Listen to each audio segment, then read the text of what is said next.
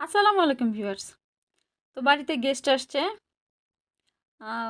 গেস্টদের জন্য কফি বানাবো। তো আমি কিভাবে কফিটা বানালাম দেখেন। আমি প্রথমে চিনি দিলাম, তারপর কফি গুঁড়া পাউডারের মতো। এটা আমার বোনের হাজব্যান্ড বাইরে থেকে নিয়ে আসছে।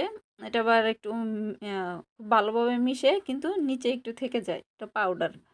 ওকে, তো আমি কেটলিতে গরম পানি করলাম। কেটলিতে গরম পানি করে গরম পানির মধ্যে কাপের মধ্যে ঢেলে দিলাম। চিনি দিলাম, কফি দিলাম,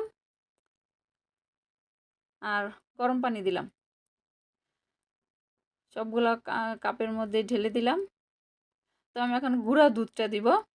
তো গুঁড়া দুধটা কিন্তু সাথে সাথে দিলে দুধটা ফেটে যায়। তো দেখা যাক আমার কফিটার কালারটা কেমন আসে।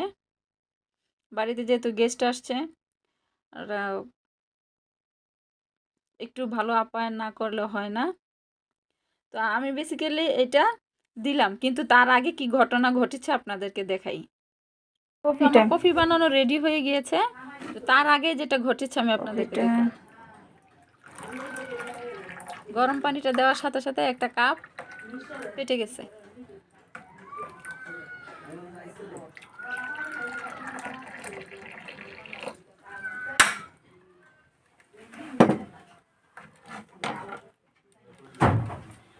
কাপটা ফেটে গেল, শব্দ হয়েছে, কিন্তু পানিটা দেওয়ার সাথে সাথেই শব্দ হয়েছে এবং আমি বুঝতে পারলাম যে কাপটা ফেটে গেছে। কাপ ফেটে গেছে। গরম পানি নিছি, আর কাপটা ফেটে গেছে। পুরো মান ইজ্জত শেষ হয়ে যাওয়ার মতো অবস্থা।